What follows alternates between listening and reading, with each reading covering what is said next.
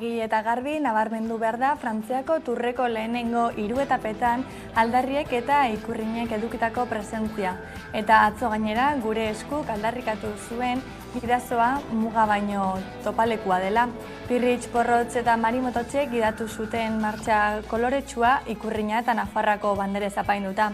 Gogorarazi dute, oraindik turrak Euskal Herria itzulia egingo duela, Lapurditik eta Zubiratik ere igarotzen baita. Espainiako Kongresurako bozetan, EAJak, EH Bilduk eta PSEek bosna eserlekurekin berdinduko dutela aurreikusten du Eusko Jaurlaritzaren prospekzio soziologikoaren gabinetearen soziometroak Araban, Bizkaian eta Gipuzkoan. Honen arabera, PPek 2 ordezkari eskuratuko lituzke, Sumarrek bakarra eta Voxek bat ere ez. Bizkaian EAJ jarraituko luke lehen indarra izaten, baina 3 diputatuetako bat galduko luke, baita lehen postua Gipuzkoan eta Araban ere bai. EH Bildu izango litzateke Bizkaian 2. indarra, diputatu bat gehiago izateko aukerarekin, Gipuzkoan lehen indarra izango litzateke eta Araban 3. De Miguelek eta Otxandianok 3 eguneko epea dute espetxean sartzeko. Arabako Probintzia Auzitegiak 72 orduko epea eman die Alfredo de Miguel eta Koldo Otxandiano zigortuei kartzelan sartzeko. Indultu guztiak agortu eta espetxeratzea 6 hilabete atzeratu ostean, ostiral honetan de Miguel auziko 2 akusatuak sartuko dira kartzelan. Momentuz soilik Javier Sánchez Robles dago jada espetxean.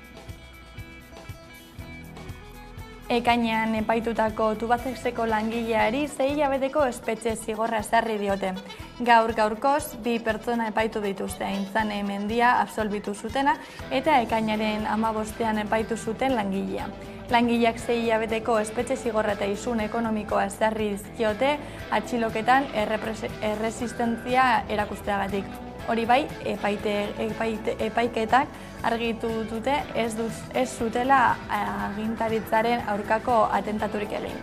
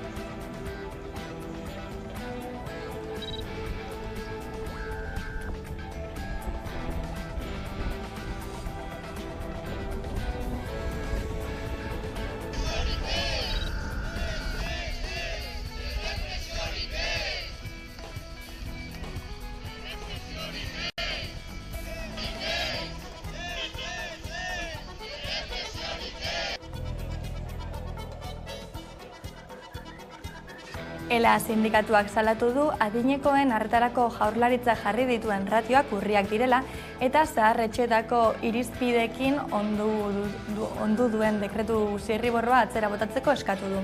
Arreta gutxienez 2 orduko izan beharko litzatekela diote dekretu berriak ez du zuzeneko arreta hori bermatzen.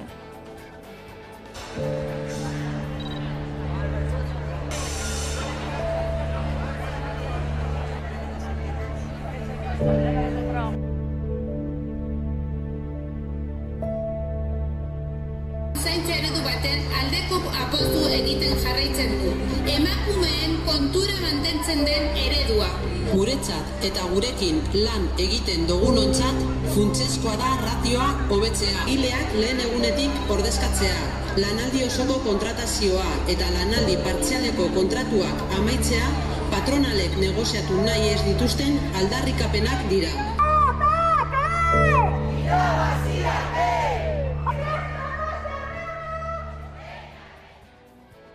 Nazioartera salto, Israelek Jenin bombardatu du eta 8 palestinar hil eta 30 zauritu ditu. Palestinak gerra krimentzat jo du guzti hau. Azken urteetan Israelgo armadak egindako operazio militarrik handiena izan da, bombardaketaz gain indar israeldarrek 21 urteko palestinar bat tiroz hil dute. Ekainean zehar ere izan dira 3-4 eguneko hainbat eraso eta hildako kopuruak handituz doaz. Gaur goizeko berri batekin gatoz, Donostiako zubietan sua piztu dela esan digute, erraustegiaren aurkako mugimenduak eta guraso sareetan zabaldutako bideoetan halaxe salatu dute. Antza goizeko 8 aldera piztu da, baina alarmarik ez da zabaldu inguruan. Momentuz ez daukagu informazio gehiagorik, ez dakigu zer den gertatu dena, baina adi egongo gara azken berriak helarazteko. Kaixo eguerdion, argi eta garbi nabarmendu behar da Frantziako Tourreko lehen 3 etapetan aldarriek eta ikurrinek edukitako presentzia eta atzo gainera gure eskuk aldarrikatu zuen bidasoa muga baino topalekua dela. Baina aldarriak eta ikurrinak alde batera utzita mugimendua egon da Tourreko lehenengo etapetan, Adam Yassen Bilboko etapan garaipena lortu ostean momentuz maillot horia eramaten jarraitzen du. Hori bai, Pogacar du segika 6 segunduko aldearekin. Atzo Philipsenak sprint polemiko batean basoak altatu zituen Baionan. Bestalde, gaurko etapa oso laua izango da, Euskal Herritik kanpo jokatuko den aurrenekoa. Argi eta garbi nabarmendu behar da Frantziako Tourreko lehenengo 3 etapetan aldarriek eta ikurrinek edukitako presentzia. Eta gure eskuk Tourra erabili du bidasoa ibaia muga baino zubia izan dadin aldarrikatzeko. Era berean Euskal Herria bere etorkizuna erabakitzeko eskubide duen herri bat dela mundu osoan zehar ezagutarazteko. Baina aldarriak eta ikurrak alde batera utzita, mugimendua egonda Tourraren lehenengo etapetan. Normalean nahiko lauak izan ohi dira lehenengo etapak, baina aurten gogorasi dira eta bihurriak izan dira gainera. Adam Yassek Bilboko etapan garaipena lortu ostean momentuz lidergoa mantentzen du. Hori bai, Pogacarrek jarraitzen dio 6 segunduko aldearekin. Hala ere, asteazkenean Pirinetara helduko da tropela eta indarrak neurtzeko norgehiagokak izango dira bertan. Eta maillot horia jabe salatzeko aukerak badaude. 3. etapa, aurtengo Tourreko lehen lehia izan dute ziklistarik azkarrenek Lapurdiko hiriburuan. Eta Philipsenek altxatu zituen besoak Baionan. Esprinta polemikoa izan zen, bidea itzion bana erti eta 20 minutu luzez egon zen epaileen erabakiaren zain. Euskal Herria agurtute txirrindulariek, baina 5. etapan, Pirinetako lehen etapan tropela Euskal Herritik igaroko da berriro. 30 kilometroko barneraldi laburra egingo du Zuberoan. Hala ere, hasierak eta bukaerak ez dira berriro itzuliko Euskal Herrira, eta tamalez Euskal txirrindulariek ez dute garaipenik lortu. Baina ikuskizuna eman dute. Gasteiz Bilbo etapan 10 kilometro falta zirela bakarrik ihes egiten saietu zen Pello Bilbao. 7 Euskal txirrindulari ari dira parte hartzen txirrindularitza proben artean erregina, eta besoak altxatu ez dituzten arren maillot horia Euskal zaleek daramate. Frantziako Tourraren lehenengo 3 etapek Euskal Herria zeharkatu dute eta ilusioa, gogoa eta aldarrikapenak nagusitu arren, ertzaintza 11 lagun ikertzen ari da, Frantziako Tourreko lehen etapa oztopatzen saiatu zirelakoan. Horrez gain, igandeko etapan, errepidean, txintzetak jarri zituztenen bila ari da ertzaintza. Jai giroan batu ziren atzo Euskal Herritar asko gure eskuk bidasoa batzen duen herria erakusteko antolatutako kale jiran. Pirritx, Porrotz eta Marimototzek idatu zuten martxa koloretsua ikurrina eta Nafarrako bandere zapainduta. Gogorarazi dute oraindik Tourra Euskal Herrira itzulia egingo duela, Lapurditik eta Zuberatik ere igarotzen baita.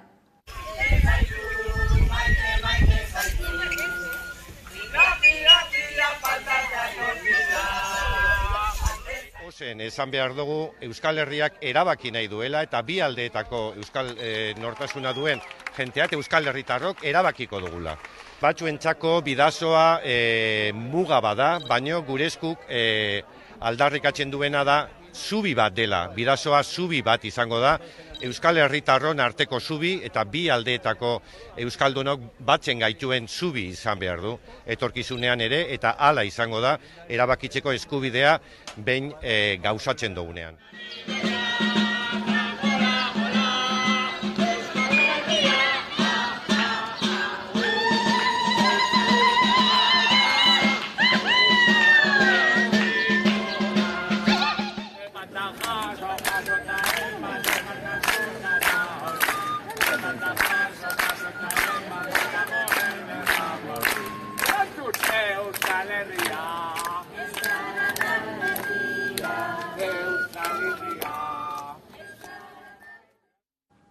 Behin turra igarota, ezia jarri dituzte berriro Avenida Zubian. Irun eta Hendaia arteko zubia berriro itxi dute. Atzo ireki zen Avenida Oinezkoentzako zubia eta 24 ordu baino ez ditu iraun.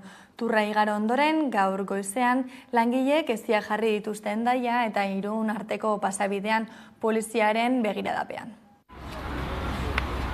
Frantziako turrak Euskal Herria atzean utzi du. Irun eta Hendaia arteko Avenida Zubia uztailaren 3 irekita zegoen txirrindulariak handik pasatzeko. Gaur berriz itxita. Zubia irekitzeko prefekturaren baimena hilaren 3 soilik zen. Eta udalangileek goizeko lehen orduan hasi dituzte itxira lanak berriro ere Frantziako poliziaren begiradapean. Eta bi herrietako herritarrek ezin dute eguneroko joan etorrietarako erabili Europar Batasuneko funtsekin berritutako azpiegitura historiko bat. Inguruan paseatzen ari zirenek harrituta eta batzuek haserre hartu dute albistea.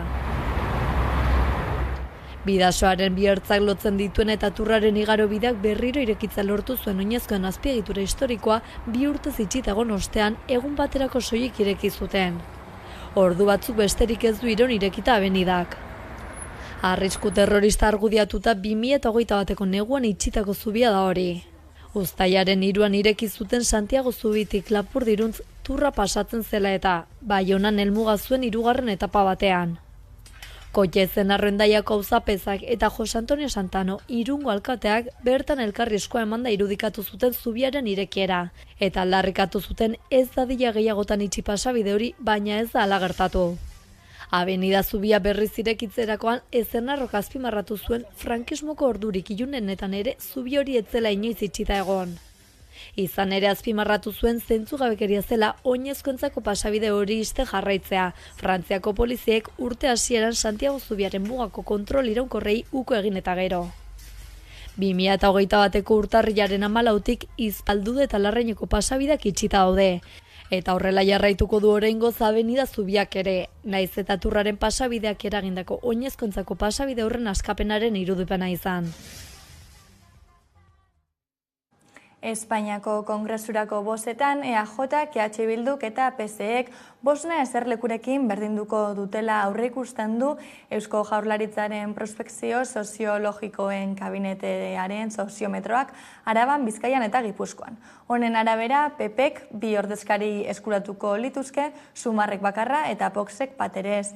Bizkaian EAJak jarrituko luke lehen indarra izaten, baina 3 diputatutako bat galduko luke, baita lehen postua Gipuzkoan eta Araban.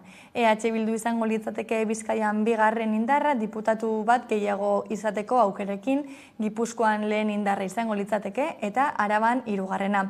PSEek aldiz, Gipuzkoan diputatu bat gehiago lortuko luke, abstentzioari dagokionez, Bizkaian 39%koa, Gipuzkoan 40%koa eta Araban 38%koa aurre ikusten da.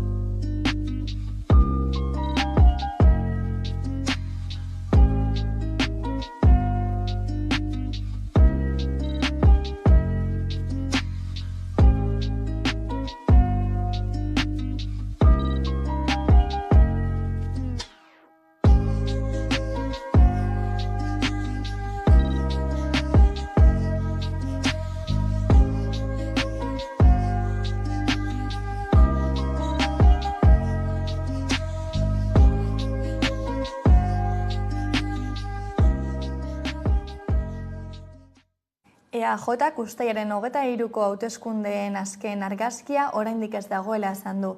Eta Sánchezen Europar Batasuneko presidentziaz baliatu nahian, honi eskatu dio estaturik gabeko nazioak ahalduntzeko, ekintza zuzenak abiarazteko. EH Bilduk aldiz, atzo Gasteizen egindako agerraldian, uztailaren 23an Ezkerreko indar subiranistari botoa emateko dei egin du. Eskuinari aurre egiteko alderdia direla, eza erabakigarri izaten jarretu nahi dutela. Horrez gain, akatz larritzat jo dute Voxen aliatua den PP-ri gobernabidearen giltza eman izana. Berriro egingo dugu. Uztailaren 23an beste aukera badagoela. Momentua da erakusteko herri hau bizirik dagoela, bere futuroarengan sekulako itxaropena badugula eta noski jendearen ongi izatea priorizatzen dugula. Berriro ere esango diegu Voxen sozioa den PP-rekin ezin dela herri honen gobernagarritasuna nolabait giltzatu edo nolabait ukatu. Eta aulkien truke egiten danean gainera desafekzioa handia sortzen dela. Desafekzioa sortzen da herritarrei gauza bat esaten zaienean eta beste bat egiten denean. Akats larria da egin dutena herri honentzat aulki batzun truke. Garrantzia moten dautzugu baita ere urrengo 6 hilabetei Espainiako presidentzia kontutan hartuta eta eskaera konkretu batzuk egin nahi ditu. Esate baterako, estatu bako nazioek parte hartze zuzenagoa eduki behar dabe. Elkarrekin lan egitea aldarrikatzen dugu, Euskadirekin Europa eraikitzen jarraitzeko.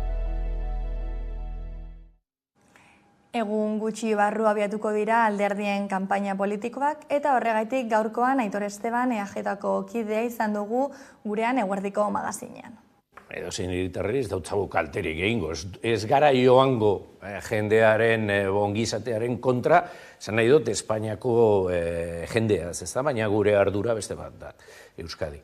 Eta, claro, hemen azpimarratu behar dana da, hau ez da hauteskunde presidenzial bat. Eta aukera behi dagoz, Feijóo eta Sánchez, PP eta PSOE. Ez, hau gure ordezkariak aukeratzeko momentua da.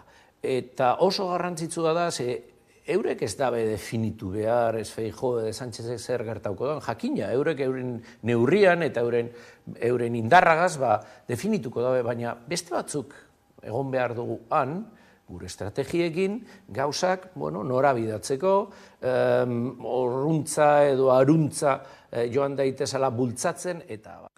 Donostiako udalean berriz, EAJaren eta PSeren udal taldeek koalizio gobernua osatzeko akordioa lotu dute eta osoko bilkuraren gehiengo osoa izan dute horrela. Udala jakinarazi duenez, maiatzaren 28ko hauteskundeen ostean irekitako negoziazioetan lortutako itunak egonkortasuna eskainiko dio udal gobernuari legegintzaldi honetarako. Donostiako udalean koalizio gobernua eratzeko akordioa itxi dute EAJak eta Alderdi Sozialistak. Hirugarrenez, gehiengo absolutuz gidatuko dute Donostiako udal gobernua EAJak eta PSek. Akordioa iztean 5 ardatzetan egin dute bat, eta horiek dira... Donostiarrak gure ekintza politikoaren erdigunean izan daitezela, bigarrenak aditatezko enpleguak sortzeko politikak bultzatzea gizarte kohesiorako tresna gisa, etxebizitza politika berritzaileen bidez gaztetu ahal den hiri batean bizi eta gozatu ahal izatea, elkarrizketatik eta herritarren konplizitatetik hirik partekatu baten alde egitea, eta azkenik gure hiriaren etorkizun iraunkorra eraikitzea. Akordioa itxita Eneko Goia gidatuko du udala, Nekane Arzaius alkateordearekin eta hirigintza plangintza eta etxebizitza berrirako zinegotziarekin. Marisol Garmendia sozialista izango du bigarren alkateorde, ekonomia bertako enplegurako eta ekologiako zinegotzia. Ane Oiarbide ostera, 3. alkateordea izango da, hiri proiektuetako zinegotzia izateaz gain. Jon Insaustik kultur nortasuneko euskarako eta turismoko zinegotziaren ardura izaten jarraituko du, 4. alkateorde izanik. Iñaki Gabarain kiroletako eta bizitza osasuntsurako zinegotzia izango da, eta Maria Jeido eta gizarte zerbitzuetako ekintza komunitarioko eta auzoetako zinegotzi. Talde bakoitzak aurreko legealdiko zinegotzi kopuru berdina izango du. Orain arte bezala 9 zinegotzi izango dituzte jeltzalek eta 5 zinegotzi sozialistek. Eusko Alderdi Jeltzalearen eta Alderdi Sozialistaren artean izandako negoziazioa. Arabako Foru Aldundiko gobernuko diputatuek kargua hartu dute. EAJ eta PSE alderdiak akordioa sinatu ostean, Ramiro González ahaldun nagusi izendatu dute 3. jarraian, baina gehiengo osorik gabe. Foru gobernua ere osatu dute, EAJak 6 sail zuzenduko ditu eta PSEek 3. Azpimarratzekoa da, Gorka Urtaran Gasteizko alkate ohiak gizarte politiketako foru diputatua izango dela. Como señalé en mi intervención durante el pleno de investidura, el gobierno foral será Gonzalo de Zuazo, Ogasun, Finantza eta Aurrekontu Saila. Prometo defender los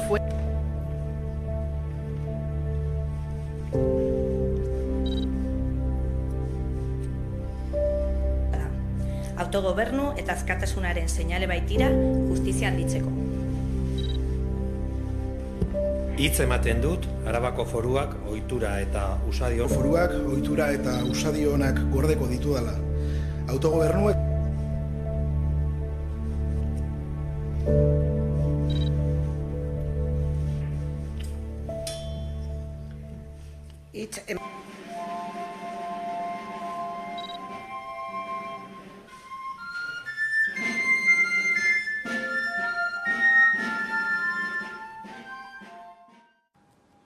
Arabako probintzia auzitegiak 72 orduko epea eman die Alfredo de Miguel eta Koldo Txandiano zigortuei kartzelan sartzeko.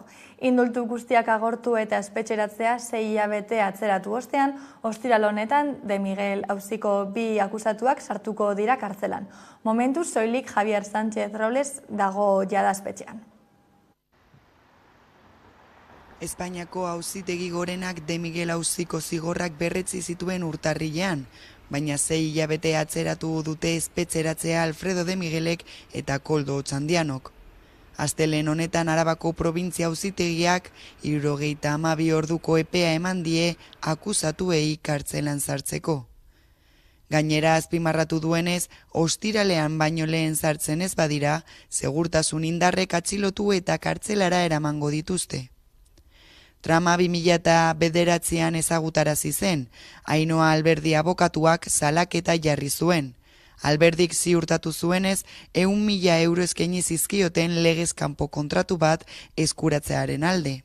Garai hartan Alfredo de Miguel foru diputatua zen. Ikerketak aurrera egin ahala, tamaina handiko ustelkeria trama azaldu zen horien atzetik. Arabako auzitegiak martxoan jaso zuen Espainiako auzitegi gorenaren erabakia, eta hark 10 eguneko epea ezarri zien behin-behineko espetxealdia espetxean sartzeko. Hala ere, 2 akusatuek alegazioak eta indultuak aurkeztu dituzte, eta horien eraginez espetxeratzea atzeratzea lortu dute. Oraingoz Javier Sánchez da kartzelan sartu den bakarra. Aitor Telleriaren kasuan espetxeratzearen aurkako txosten bat aurkeztu zuen, osasun arrazoiengatik, eta auzitegiak azken erabakia hartu behar du.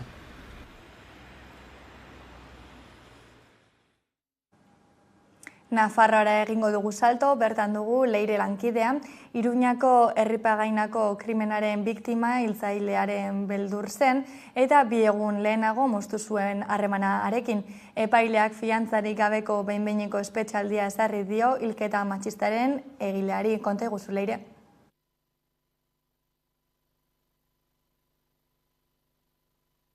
Ezarri dio Fenglin Jan 51 urteko gizonari.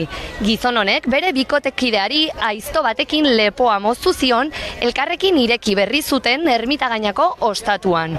Bere bikotekide ohi eta ostatuko negozioetan bikotea, hilketa baino 2 egun lehenago harremana etetea erabaki zuen, berataz beldurtzelako. Gaur Sanferminak baino 2 egun lehenago emakumeen manifestazio bat izango da gaueko 11etan Iruña herrian. Festatako esparruetan ematen diren eraso matxistak salatu eta erasoen aurrean mugimendu feminista saretua dagoela adieraztea da helburua. Erropa beltzez jantzita emakumezkoek Alde Zaharreko kaleak hartuko dituzte. Urteak dira, Iruña herrian autodefentsa feminista ederki saretu dela.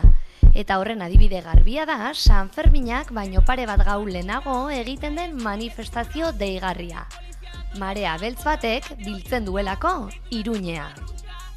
Emakume eta identitate disidente aldunduek parte zaharreko karrikak hartzen dituzte, arropa beltza soinean eta aurpegia estalirik lastargiak eskuan dituztela.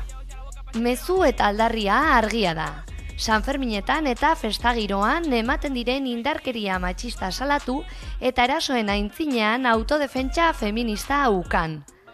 Eta gaueko espazioetan, ostatu, kontzertu, areto eta karriketan emakumeek jasaten dituzten eraso matxistei erantzuna emateko mugimendu feminista ongi antolatuta dagoela argi utzi nahi dute. Argi eta garbi diogu, ez badakizu inguruko emakume, boierak eta transak ez erasotzen, ez badakizu espazioak ez okupatzen eta ez badakizu modu osasuntzu batean harremantzen, ez etorri. Erasotzaile, ez zara ongi etorria. Ez Iruñan, ez inon. Beti bezala, uztailaren 4eko gaueko 11etan, Baratxurien plazatik irtetzen da Marea Beltza. Emakumeentzat, festa giroa espazio ez seguroa izaten jarraitzen duen bitartean, autodefentsa feminista beharrezkoa izanen delako. Osakidetzako garbitzaileek agerraldia egin zuten atzo, izan ere gehiengo sindikalak eta osakidetza zerbitzua ematen duen enpresak aurreakordioa lortu dute. Lan gatazka 5 urte luzatu ostean. Orain osakidetzari dagokio aurreakordio proposamena berrestea. Osakidetzako garbitzaileek aurreakordioa lortu dute. 5 urte daramate borrokan lan hitzarmena berritzea eskatzeko. Bada gehiengo sindikalak, hau da LAB, Komisio Obreras, UGT eta SK sindikatuek aurreakordioa lortu dute osakidetzako zentrotako garbiketa zerbitzuaz arduratzen den enpresarekin. Beraz, badirudi lan gatazka bukatu dela, hala ere orain osakidetzari dagokio aurreakordio proposamena berrestea negoziazio mailan ezeri aurretik. Ekainaren 29an ados jarri ziren bi aldeak eta sindikatuek salatu dutenez, oraingoz osasun sailak ez du horri buruzko iritzirik eman. Izan ere azaldu dutenez, badirudi enpresa eta osakidetza ez direla ados jartzen langilei dagokiena ordaintzeko behar den moduan. Hori ikusita arduraz jokatzeko eskatu diote sindikatuek osakidetzari.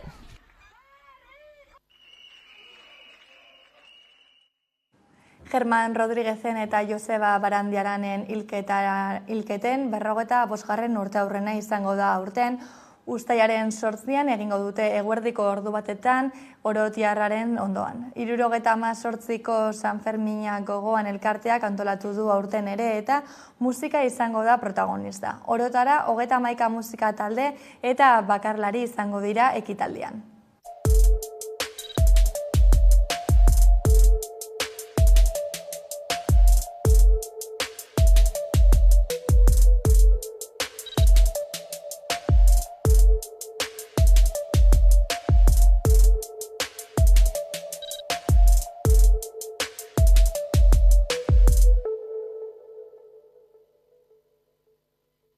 Kutsu berezi bat eman nahi diogu ekitaldiari, zere guk urtetan zehar ikusi duguna da, memoria berreskuratzeko eta inposatutako isiltasun hori bukaera jartzeko horri, talde ezberdinak edo gizarte eremu ezberdinetatik ateratako mezuak ere agertu direla. Eta hien artean oso importantea, guretzat izan da, lehenengo momentutik musikariek egin dutena.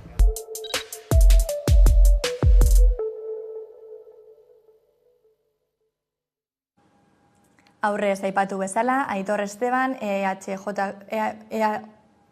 kide izan dugu gaur gurean eguerdiko magazinean, eta bere elkarrizketarekin utziko zaituztegu jarraian.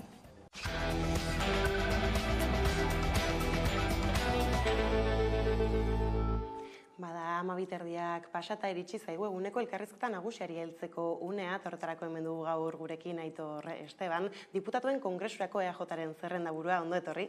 Eskerrik asko. Eta hasteko nola ez turraren inguruan galdetu behar dizut, izan ere ez, 3 egunetan ikusi dugu Euskal Herria zeharkatzen, tropela batetik bestera, tira ez, zer suposatzen du honek ez, hemen izateak nola bizi izan duzuzuk?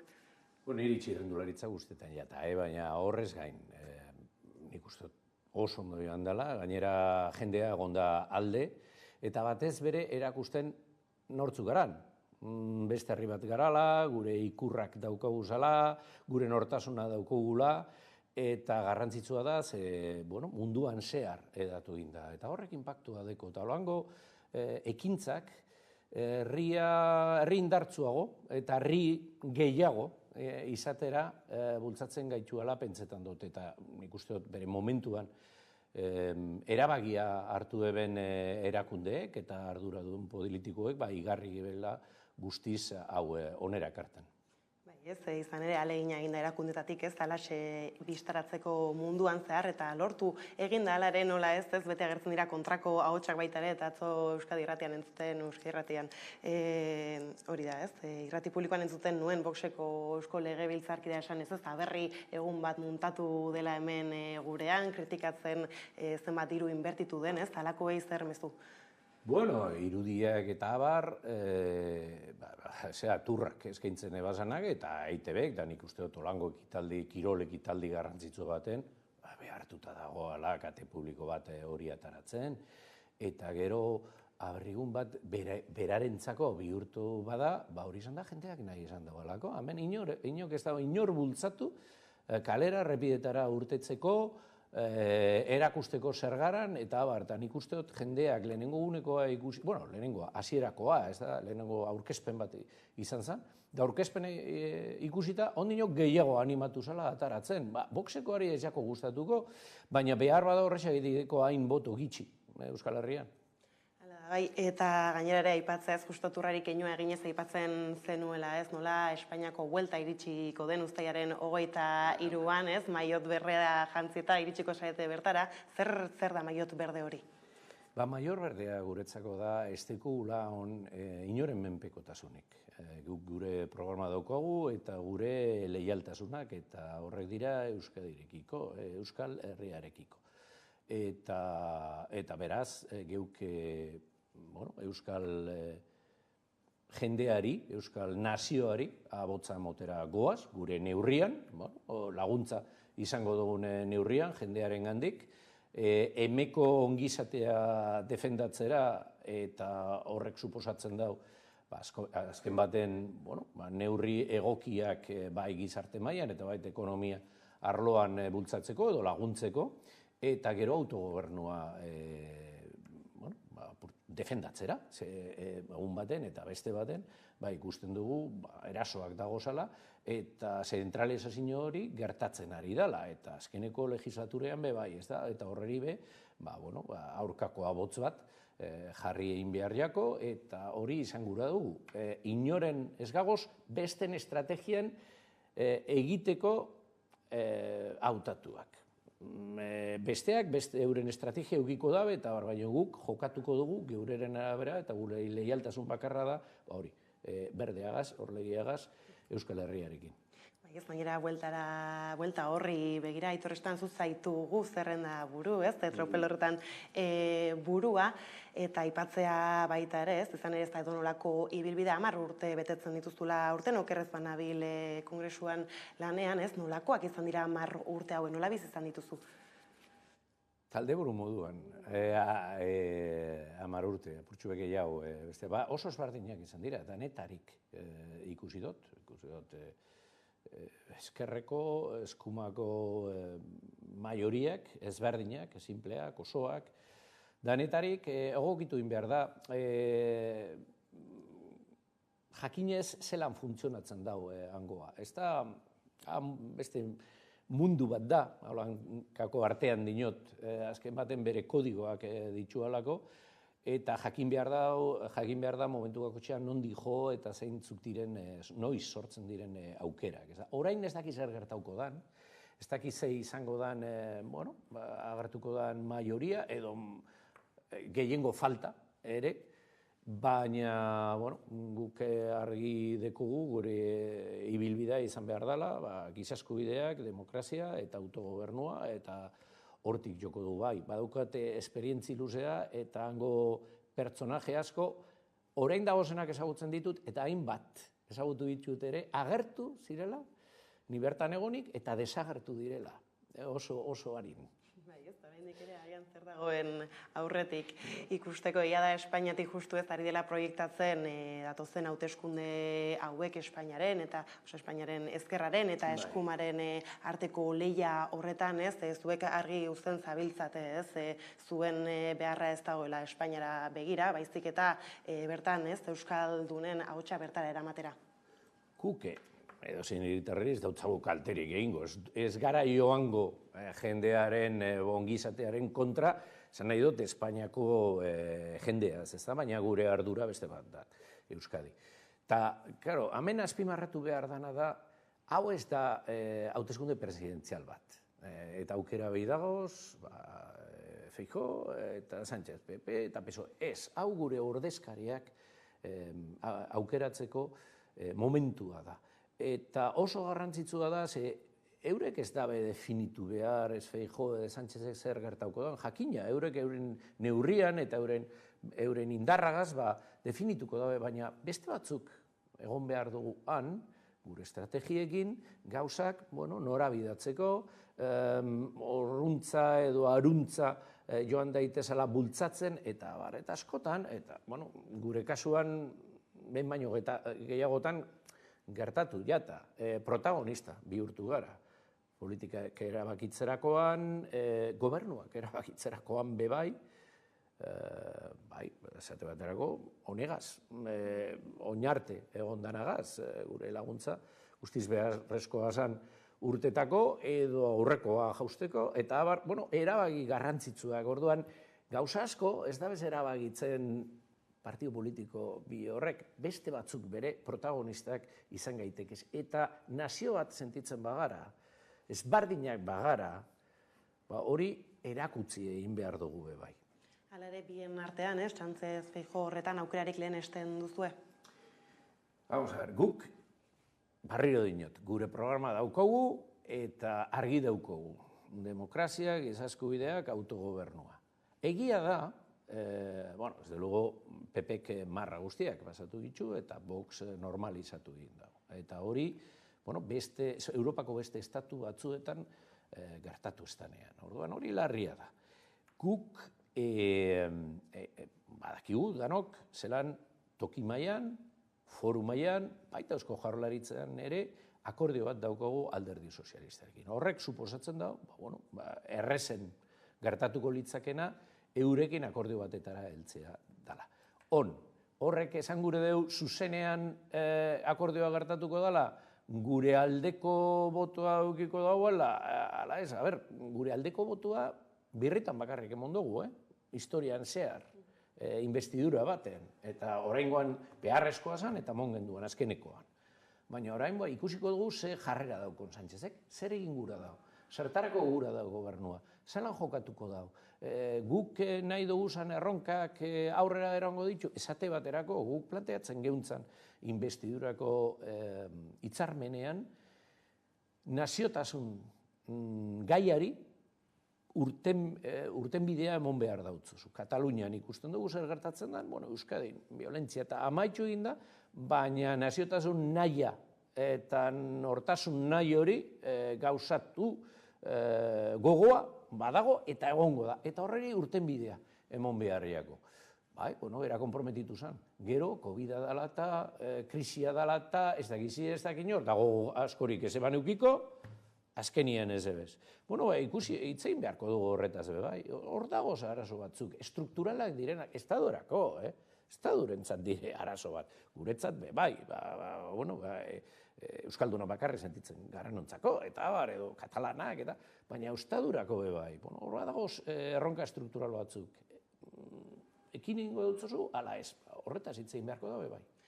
Egia da, alare ez, naizta EAJaren papera argia izan da Madrilen jendea badela beldurrez, Feijóok Voxekin gobernua osatuko baluke, egia da Esteban jauna ez, zer suposatuko luke ez, halako gobernu batek euskaldunentzat? Horregaitik, nik hemen ez dute zer barririk esango. Zer suposatuko luke, sumatu ginke. Atzerapen itzela. Baina, karo, horretarako danak, euskaldun guztiak, argi uki behar dugu zer dagoan jokoan urrengo hauteskundeetan. Eta oso data txarrean, ipin egin dago Sánchezek, danak oporretan, edo jendeagia bidaiak hartuta, beste batzuk ondartzan, edo mendietatik ibiliko dira, holan suertatu da, olako egun arraro baten, baina oso garrantzitsuak dira. Orduan, zer gertatuko da? Guk ekiditu behar dugu. Eta horretarako zer da beharrezkoa, lehenengoa boto motera joatea. Ez que ostantzian, zer gertatuko da? Zuk zer egin aldozu horreri eragosteko? Zure botoa, hori da daukasun tresna. Erabilizu, erabaki zelan, eta abar, baina erabizu, orduan partizipazio garrantzitsua izan behar da, hori gertatu ez daiten. Ez, aipatzen zenuen hasira nola uda partean justu ez, oraindik agian baten batera ikusiko dugu ondartzan kanpaina egiten, egia da arduratzekoa badela ez nola berantza badoan parte hartze maila azken hauteskunde guzti hauetan. Gero ezin gaitek ezkajatu. Parte hartzerik ez baduzu, gero atarako dena, orduen, modu baten zein bestian atara daiteke, eta jendearen botoa ez dauka inok. Bakotxak da, bere jabe, ze boto emon behar dauen erabakitzeko, baina moizu botoa, ez dana da bardina, ez. Edozein gauzan boto bate gaitxik ez da zer gertatuko. Gertatu daiteke. Orduan, garrantzitsua da parte hartze hori. Gira esaterako atozen hauteskundei begira ez, Euskal Herria Bilduk hainbatetan aipatzen badabilez bigarren itzulia izango dela ez, errepikatu nahian lortu zituzten datuak fokoa jarrita ez, nola EAJak garaile irten zen, baina bai bozka kopuruan jaitsi nola erreparatzen diozu guzti horri?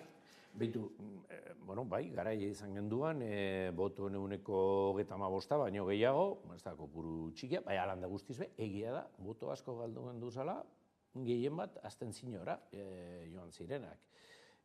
Nik ez dut uste hauteskunde, ez dira hauteskunde berberak, baina gainera nik uste dut klabeak ere ezberdinak direla. Egia da oso jarraian, datozela, baina beste klabe batzuk dagoz jokoan. Eta gainera hori ikusiko dugu kanpaina hasten denetik, 2 aste horietan gauzak berotuko dira eta beste klabe batzuekin. Orduen, zer gertatu daiteken ez dakit. Oin ikusiko dugu zen, beste Moskopian, beste enkuesta, baina begitu izuz, esaten eban enkuestak lehengo hauteskundeen aurretik, itzelesko moitzak eukiko genduzala, lehenengo bai, izan ginen legez, baina gainera abantaila gehiagorekin. Gero etzan nolan gertatu, ez da? Orduen, orain, egongo da Demoskopia argazki holan zuribaltzean, eta ondo ikusten estan gauza bat, eta gero ikusiko dugu zer gertatzen da. Orduan, nik uste dut hauteskundeak oso zabalik dagozela, edozein gauza gerta daitekela, eta gure elegina izan behar da, gure programa, eta gure nahiak, eta, nik uste dut, erakutzitako trajektoria bai, uste dut, jende asko ezagutzen nahuela, badakie zelan hitz egiten duten, zeintzuk dira nire parametroak, gauzak argi esaten dituala, alegintzen da zela, irainek ez botatzen eta bar, defensa bat, gure nazioarena, gure autogobernuarena, eta gero, politika ezberdinetan, proposamen orekatuak. Jendeak badaki ezagutzen hau, ikusiko dugu zer gertatzen da. Ez da, aipatzen zenuen bezala aurreko hauteskundeetan ere, zirtatzen ziren inkestek eta abarrek azkenean ez, zuzenenean ere ez duten jo, eta geroz eta saiago ere badirudi ez, asmatzea gaur egungo testuinguru hauetan ez, hala ere besteak beste ez, Eusko Jaurlaritzak atzo ateratzen zuen inkesta horretan, adibidez Sumarrei erreparatzen zionola, egundoko beherakada izango duela ez, Espainia mailan ere bagabiltza ikusten Espainiako ezker horren gorabeherak, nola erreparatzen diozuzuk guzti horri? Ikusiko dugu zer gertatzen den. Egia esan, Sumar antolatzerakoan, naste borraste itzela, eukidabe, izenak diralata, zerrendekin, hemen Euskadin beba, izan batzuk jarri dire, gero kendu, ez zerrenda bat emakarrik, orduan, hor arazo bat dago, eta horrek gauza, bere eragin eukileikie. Orain, lehen gora itzulita, ez tengen duana, enkuestak eta abar, nik gogoratzen dut, guk eskainu bat galdu genuen 100 botoen gaitik, atzarreko botoen gaitik, orduan, 6 izan beharren, 7 izango ginen. Eta Bilduk lortu ebazan 2, Nafarroatik era Tarabatik, oso boto gitxien gaitik, egun da pikoen gaitik. Orduan, karo, lehen esaten ebana, boto batek ez deko garrantzirik. Bai, ze don legearekin, edo sartzen zara eta beste eskainu bat daukazu, edo ez, ezta? Orduan gauzak, eta orain egiten dira enkuestak 2000, 3000 askoz jota estadu guztian. Orduan, horrek adierazten dau, joera bat bai, azkeneko argazkia izango denik ezin leike inok esan. Ez da, ala dabe ez, aipatzen genuen orain arte ez importantea baden, ez, EAJak talde propioa izatea Madrilen, gero egia da ez, gauza handiak egin dituzuela, baina azken legegintzaldian ez, bazirudien Euskal Herria Bilduk titular asko ere hartzen zituela, ez, bertan jokatzen zuen papelak nolakoak izan dira zuetzako azken 4 urte hauek? 4 urte hauek izan dire gatxak, baina ez, Bilduk eta dauko bere zera, bere politikea, geurea, egia esan, Bilduk kolaboratu beharrean, PNV-ren lekua jarri gure da, legitimoa da, hori argi dago, hola dala. Baina problema ez da izan hori, problema izan da, hain gehiengo sakabanatua izanik, hain beste partidu politiko izanik, hor guzti horietatik bat eitzea gatsa zan. Gero, Bilduren papela bai goratu binda bat, ez bere Pepek goratu binda balako, zaitik, komeni jarkolako, apurbet, gazter batera bialtzeko, eta hor momentu baten saltzen zan, eta Bildu behek esan dau, guk gara hemen hartu mona dukoguna sozialistekin, ikusi du, hauteskundea pasatu ostean, ikusirik ez dabe euki gura izan sozialistek, ez da, eta akordioak egin dabez, Eusko Alderdi Jeltzalearekin. Orduen, gauza asko, behitxuxu, izan da legislatura komplikatu bat, ez da? Komplikatu bat, baina, aukerak euki ditugu gauza batzuk ataratzeko, esate baterago autogobernuari buruz. Beitu, hau garrantzitsua da. Alderdi sozialistak, nire ustez, eta kezkagarria etorkizunerako, Alderdi sozialistak zer egin gura izan da. Eruek esaten da bena, Espainia federal. Horri zer da, Sánchezek komentau eban, bebai, argita garbi esan, guk egin duguz legeak, gureak ez diran eskumenetan. Ostras, hori, orduan legea apurtzen ari zara. Bai, eurek egiten da, edo zen gai, eta hori, edo zen gaietan, esan ez, hau da markua, ez da? Eta gero, zuek garatzen duzue. Esklusiboa da hori, eskumen hori. Zuek garatu ditzen duzue. Gero bronkea, ejekuteratzerakoan, autonomi gobernutarako izango da, baina markua ipine dutzu egoitik. Nietzako harrigarriena izan dela, holango normatibak gauzatu direla, independentizatzat, euren burua independentizatzat okien botoekin. Ezkerra Bildu aldeko botoa emon dabe horietan. Gu ibili gara, esate bat lege audiovisualarekin. EITB-ko eredua guztiz aldatzen zen eta finkatzen eban, eredu orokor bat, eredu bakarra, estatu guztirako legeak. Hori salbatu izan dugu, baina kostata. Eta behin eta barriro egon beharra nekegarria izan da, baina horregaitik hain zuzen ere beharrezkoa da gu barriro gotea. Zenuenaren aritik ez azken zurrunbiloa edo arrabotsa bai ez, etxe bizitzaren legearekin izan zela adibidez? Bai, hor, guk argi daukagu, hori kezka nagusi bat dela, eta nik neu badakit, nik ez dekot alkilerrean pisurik jabean naizenik, baina zemei bai, alokairutan, eta alokairuak ordaintzen dabiltzen. Eta hemen Euskadin bestea Bartzelona, nahiko garesti eta agatsa. Orduan badakit, zein dan arazoa, eta badakit kezka hori dagoala. Nik uste dut eskumenak errespetatu behar direla, hori alde batetik. Eta adibide ona, estaduan, inun bada, da Euskadikoa, alokaetzen diren etxe publikoak bataz bestekoan gu gara lehenengo autonomi komunitatea. Eta zenbaki osoetan, Andaluziaren ostean, Andaluzia gu baino askoz handiagoa da. Orduen, gu gara erreferentzia, autonomi elkarte guztietarako.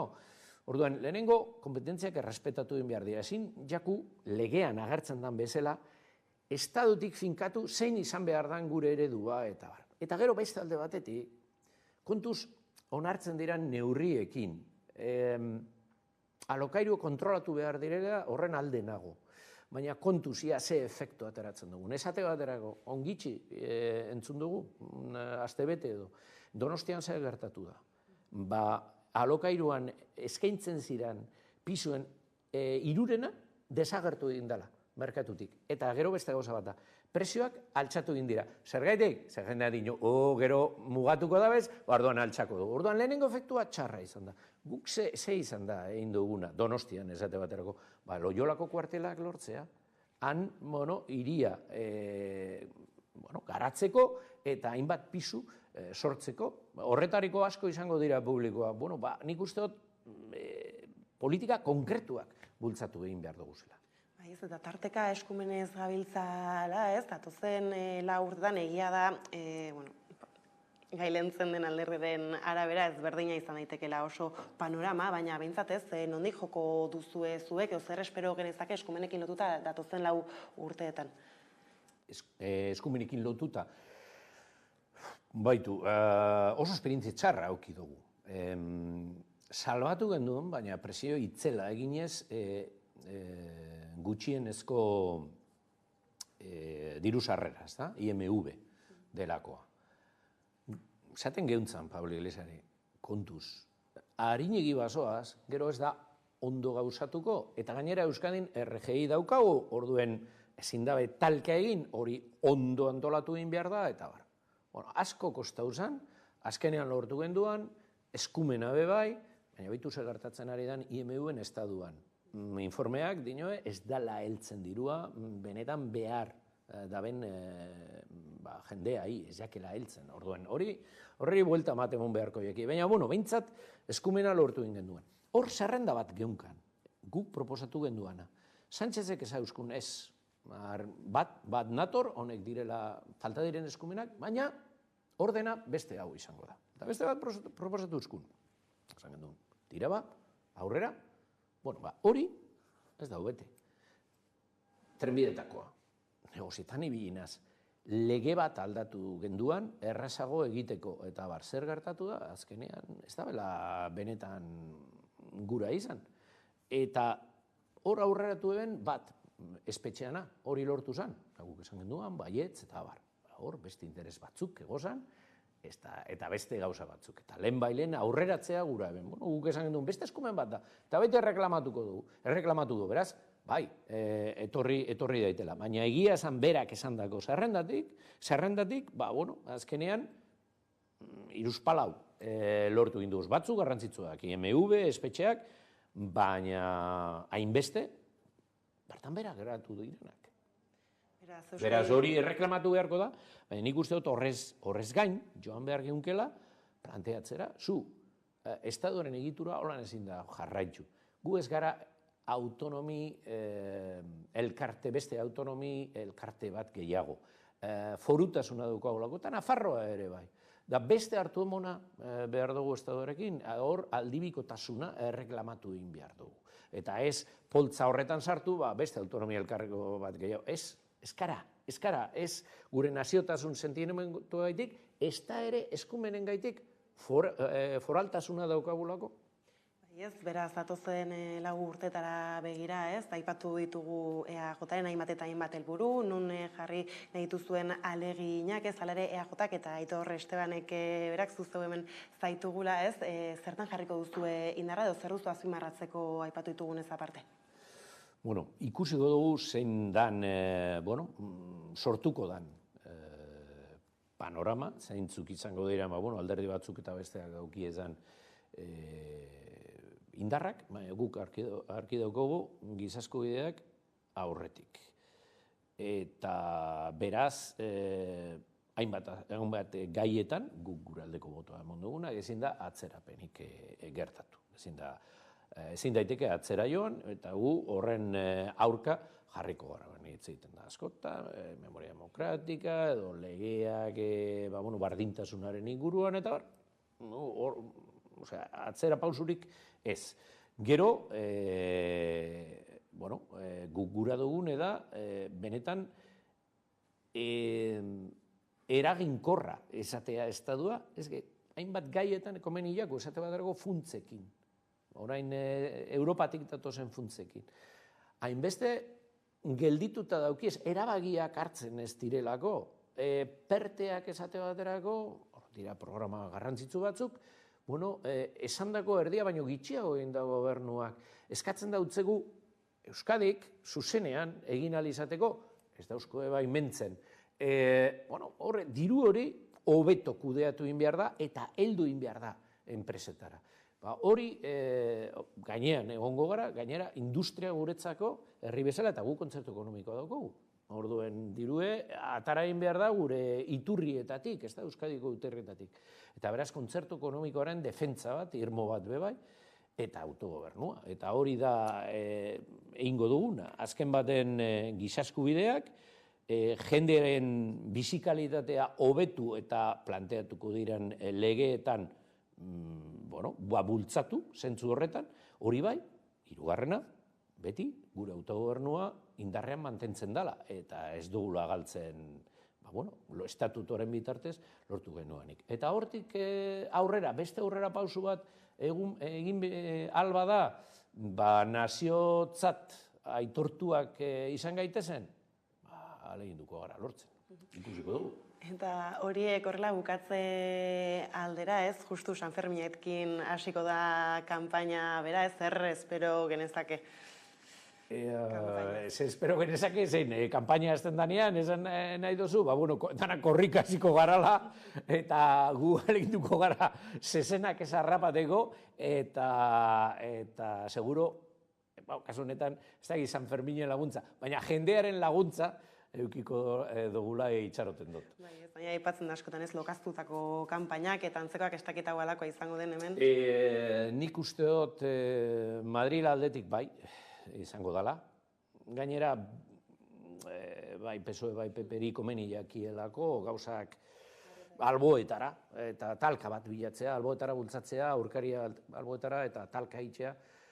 Loia izango da, hemen, igual lokatz zipristin batzuk helduko jakuz, gu bintzat gure aldetik ukesteko gu esango intentzinorik horrelan izan daiten, eta leginduko gara, desde luego, eztabaida eta ez ikintzen gure eritzia emon eta beste barik. Honekin hemen txautzi behar dugu gaurko elkarrizketa, Aitor Restoan EAJaren kongresurako hautagaia, mila esker gurekin tartetxoa konpartitzearen. Eskerrik asko zuei.